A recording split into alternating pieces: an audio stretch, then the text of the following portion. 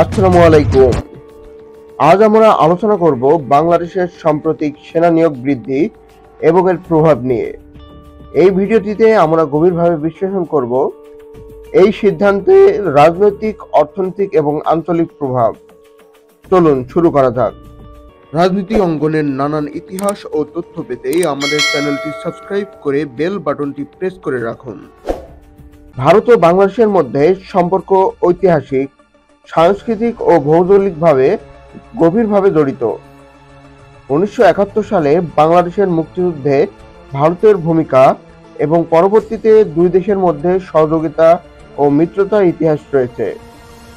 তবে সম্প্রতি কিছু ইস্যুতে দুই দেশের সম্পর্কে টানাপোড়েন দেখা দিয়েছে, যেমন সীমান্ত সমস্যা, নদীর জল বন্টন এবং রোহিঙ্গা সংকট। বাংলাদেশের সেনা নিয়োগ বৃদ্ধি ভারতের জন্য একটি গুরুত্বপূর্ণ ইস্যু হতে পারে। বাংলাদেশ যদি তার সামরিক শক্তি বৃদ্ধি করে, তবে এটি এই অঞ্চলটিকে শক্তি ভারসাম্য প্রভাবিত করতে পারে। ভারতের জন্য এটি একটি চ্যালেঞ্জ হতে পারে, বিশেষ করে যদি বাংলাদেশের এই পদক্ষেপ ভারতের নিরাপত্তা সংক্রান্ত উদ্বেগকে বাড়িয়ে তোলে। ভারতের প্রধানমন্ত্রী নরেন্দ্র মোদীর সরকার বাংলাদেশের সাথে সম্পর্কের ক্ষেত্রে একটি ভারসাম্য বজায় রাখার চেষ্টা করছে। বাংলাদেশের সেনা নিয়োগ বৃদ্ধি এবং অন্যান্য ইস্যুতে ভারতের ওপর চাপ বৃদ্ধি পেতে পারে।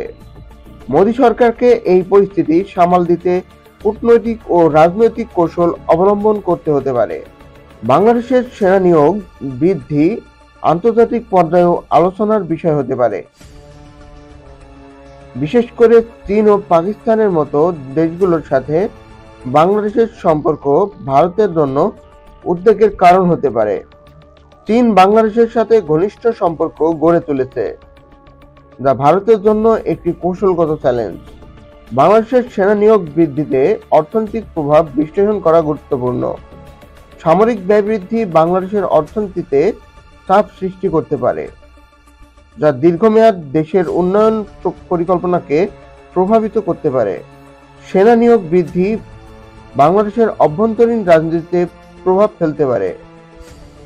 এই সরকারের জনপ্রিয়তা বাড়তে পারে, আবার বিরোধী দলগুলোর সমালোচনার কারণও হতে পারে।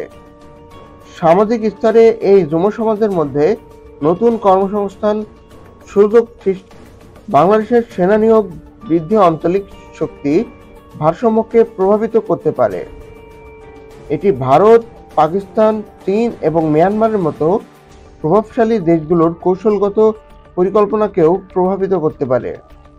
বাংলাদেশের এই পদক্ষেপ আন্তর্জাতিক সম্পর্কের ক্ষেত্রেও নতুন মাত্রা যোগ করতে পারে। রাশিয়া এবং চীনের মতো বৃহৎ শক্তিগুলোর সাথে বাংলাদেশের সম্পর্কের গতি প্রকৃতি পরিবর্তন হতে পারে। তো আমাদের এই ভিডিওটি যদি ভালো লেগে থাকে তাহলে লাইক, কমেন্ট এবং শেয়ার করুন এবং আমাদের চ্যানেলটি সাবস্ক্রাইব করতে ভুলবেন না। ধন্যবাদ।